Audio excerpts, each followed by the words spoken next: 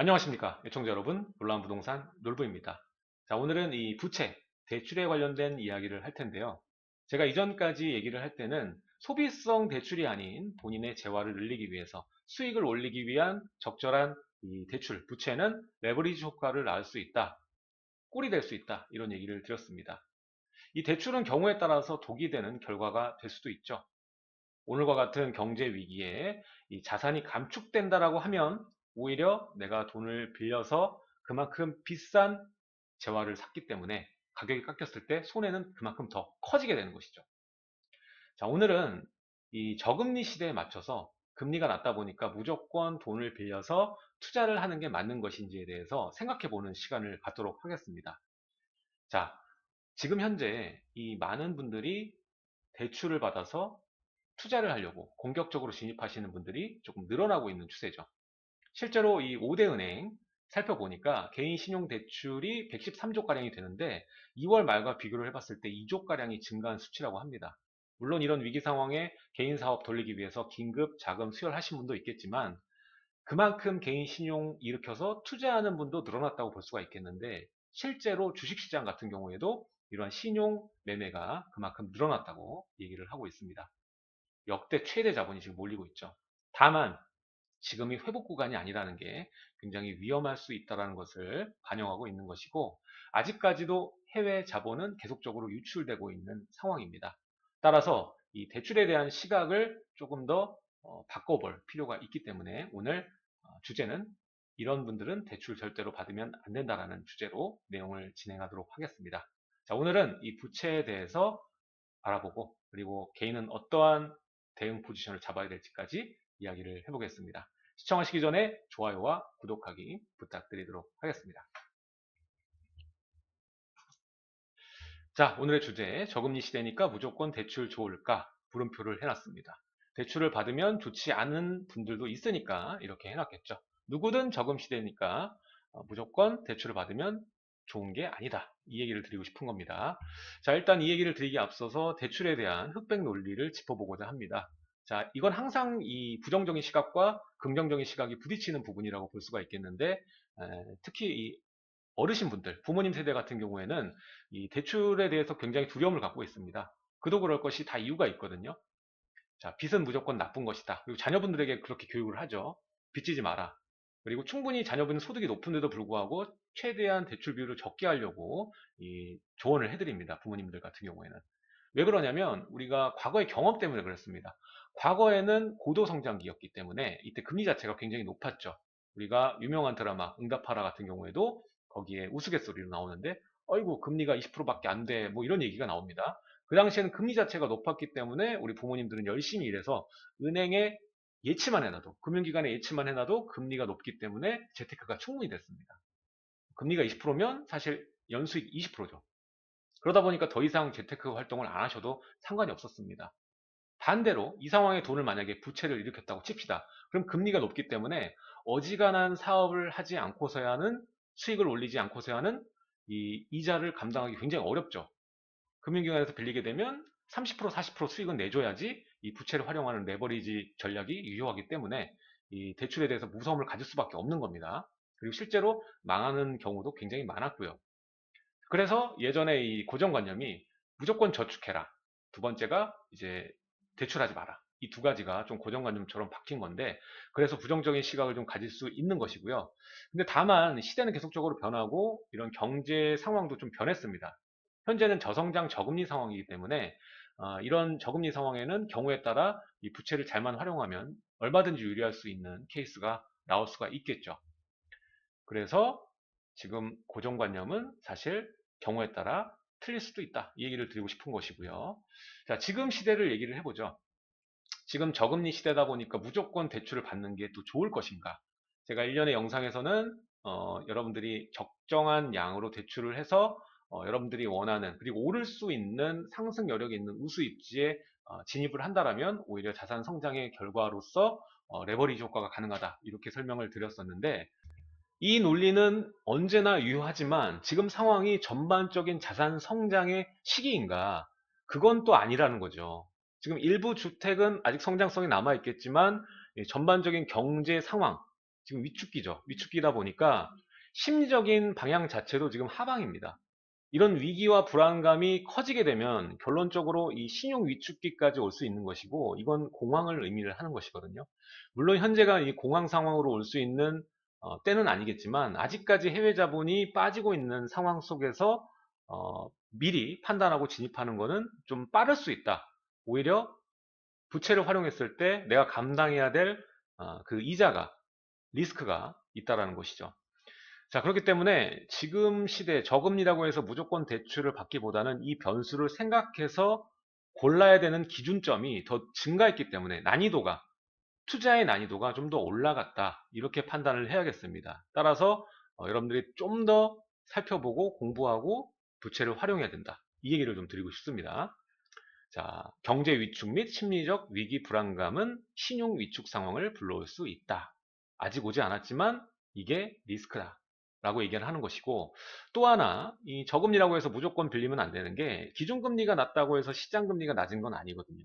자, 해외 자본이 계속적으로 빠지게 되면은 결론적으로 우리나라의 그 시장금리가 일시적으로 한 번에 또 크게 올라갈 수도 있습니다. 해외 자본이 위험 상황까지 빠지게 되면 우리나라 금리 당연히 올라갑니다. 그렇게 되면 여러분들이 금리가 낮다고 돈을 빌렸다가 이자가 소득을 추월해서 여러분들이 지출이 증가하면서 무조건 집을 팔아야 되는, 경매에 넘어가야 되는 이런 상황이 또 올 수도 있기 때문에, 금리가 낮다고 무조건 활용해야 된다라는 생각은 좀 버려야 된다. 무조건 긍정적으로 생각하지 마라. 중요한 것은 금리를 이렇게 낮춰서 시장에 풀리는 자본이 증가하면서 투자가 늘고 고용이 증대되면서 또 경제가 돌아가야 되는데, 그런 상황이 오지 않게 되면 금리를 아무리 조절해봐야 경제는 계속적으로 위축되는, 일본도 겪었죠. 잃어버린 뭐 10년, 20년 상황이 올 수도 있는 상황이기 때문에, 금리가 낮음으로 인해서 파생되는 경제가 회복되는 국면이 동반이 돼야 이 저금리의 대출을 받아서 성장하는 그러한 레버리지 효과를 얻어낼 수 있을 겁니다. 하지만 반대로 이렇게 금리가 낮은데도 불구하고 고용지표가 늘어나지 않고 투자가 늘어나지 않는다라면 결국 악순환이 지속되겠죠. 금리는 낮기 때문에 이런 자산시장은 오히려 일시적으로 성장하겠지만, 결론적으로 말했을 때는 개인의 소득이 감소하고 지출이 줄어들게 되면 생산자의 그 이익, 수익 자체가 줄어들기 때문에 결론적으로는 이 속도의 문제겠지만 자산의 성장도 한계가 있고, 대출을 받아서 투자를 하던 내 집 마련을 하던 내 집이 그만큼 크게 오르긴 어려워지겠죠. 전체적인 이 경제가 위축되는 상황이기 때문에, 풀리는 돈이 줄어드니까. 자, 지금은 이 제로금리 이제 왔지만 저금리 시대에서 이 대출을 받아서 우수입지 전세 금액이 계속적으로 올라가는 상황이죠. 근데 이런 위축기가 지속되게 되면은 결론적으로는 소득이 마르기 때문에, 돈이 마르기 때문에 이런 상위 주택에 그만큼 가격을 주고 들어갈 수 있는 이 세입자 수는 그만큼 감소하게 되겠죠. 그러면 또 전세가 성장도 한계를 보이게 될 겁니다. 그렇게 되면 또 매매도 마찬가지죠.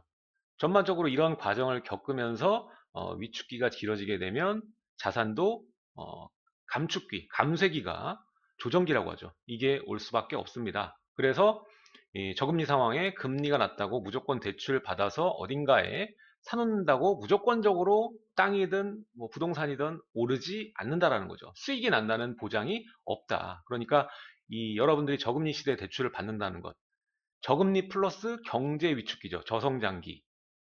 저성장을 뭐 떠나서 경제 위축기죠. 경제 위기, 뭐 이런 상황에 대출을 받아서 어떠한 자산을 구매를 한다는 것은 그만큼 이 선택지가 10개라면은 공부를 해서 최소화 10개에서 1개 정도로 아주 고도화 해가지고 여러분들이 진입을 해야 실패를 하지 않는다. 그만큼 난이도가 올라갔다. 그렇게 생각을 해볼 수가 있는 것입니다. 따라서 지금 시기에 이 대출 전략을 어떻게 잡아야 되느냐, 이거를 경우에 따라서 생각을 해야 되는데, 일단은 제일 원칙은 본인의 소득을 기준으로 대출 활용 여부를 결정하라. 이게 가장 중요한 것 같습니다. 결론적으로는 이 소득보다 지출이 많은 경우 망하게 되는 거거든요. 그러니까 내가 소득이 일정 부분 많지 않은데 대출을 많이 받는 건 위험한 상황인 것이고, 소득을 기준으로 내가 감당할 수 있을 만큼 대출을 활용하는 것이 이런 위기 상황에는 옳은 방법이다라고 얘기를 드릴 수가 있는 겁니다.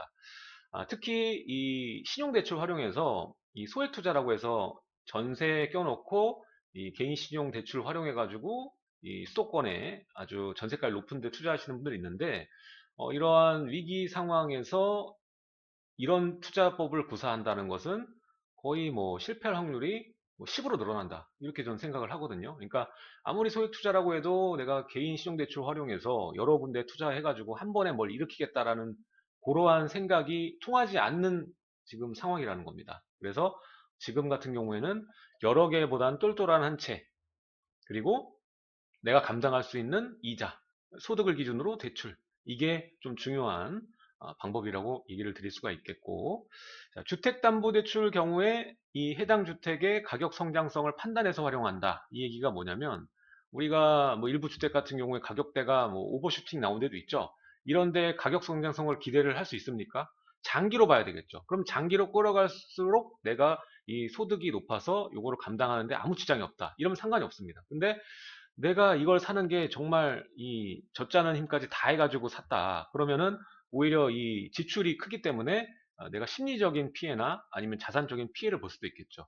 내가 아무 일도 없을 거라는 생각을 하면 안 됩니다. 중간에 내가 아플 수도 있는 것이고 어떤 상황이 발현될 수도 있는데 내가 가랭이가 찢어진다고 하죠. 그렇게 담보대출 활용해서 뭐 간신히 대출 이자 갚는 정도로 이 배치를 해가지고 산다면 주택을 눈물을 머금고 팔아야 되는 경우도 있습니다. 아직 오르지 않고 오히려 좀 조정기인데도 불구하고 팔아야 된다. 그러면은 여지없이 손해로 가는 거거든요. 그러니까 지금 이 당장 내가 사야지 이런 생각보다는 좀 관망을 하시면서 나에게 맞는, 그리고 소득 기준으로 했을 때 대출 충분히 리스크가 감당할 수 있을 만큼만 활용해서 주택을 매수하는 게, 물론 본인이 원하는 주택이 아니더라도 눈을 조금 낮춰서 보시는 자세가 조금 필요하지 않나라는 생각이 듭니다. 그리고 투자할 때 아까 첫 번째 원칙과 같은데, 부채가 소득보다 빠르게 증가하면 안 된다. 이게 뭐냐면 아까도 말했지만 뭐 수도권의 비규제 지역이라고 해서 신용대출 이용해가지고 여기저기 뭐 투자하는 행위는 지금 시기에 맞지 않다. 주택을 지금 늘리는 거에는 맞지 않다. 오히려 이 주택수를 줄이고 핵심 지역에 투자를 해서 가는 게 맞다. 그리고 뭐 부채가 이제 대출도 있겠지만 이 전세도 마찬가지입니다. 지금 전세가가 계속적으로 고공행진을 해준다는 보장은 없죠. 물론 여기서도 이 전세가가 계속 올라갈 수 있는 지역을 판단해낼 수는 있습니다. 일단 직장과 연계성이 좋은 지역, 그리고 교통호재가 맞물리는 지역이라면 개발호재, 특히 산업단지라던가 아니면은 이러한 복합 시설들 들어오는 곳이라면 당연히 뭐 활용해서 본격적으로 투자해도 되겠지만, 전반적으로 시장을 바라봤을 때는 이 부채를 무조건적으로 늘려서 투자하는 건 맞지 않다, 이 얘기를 드리는 거고, 이 얘기를 오늘 영상에는 꼭 드리고 싶은데, 투자만 이렇게 집중하시면 안 좋고요. 이렇게 본인의 이 직장에서 뻔한 소득이기 때문에 나는 이 소득을 넘어서는 재테크를 하겠다. 일보다는 재테크에 열중하겠다. 이런 생각보다는 이 결론적으로 부자가 되는 분들의 공통점을 보면은 본인의 생산성을 높이는 일을 합니다. 공부를 열심히 하고 책을 많이 봐서 내가 할 수 있는 일이 여기에만 국한되는 게 아니라 두 개, 세 개가 되고 이걸 동시다발적으로 진행하셔서 소득, 인컴을 늘려가는 행위를 하시는 분들이 결론적으로 부자가 되시더라고요. 그러니까 본인의 생산성 그리고 소득을 증가시키는데 우선해라. 그러니까 뒷장에도 얘기 드리겠지만 무조건 뭐 시세 차익 본다, 전세 끼고 갭 투자, 아니면은 뭐 대출 활용해서 투자, 뭐 이런 것들만 보시는 게 아니라 지금 위기 상황에 내가 어떻게 하면 나의 생산성을 늘릴 수 있을까, 소득을 증가시킬 수 있을까를 우선해서 여유 자금이, 잉여 자금이 늘어나게 되면 그 자금을 활용해서 투자를 점차적으로 늘리는 그러한 방법을 구사하는 게 좋다. 이렇게 말씀을 드리고요.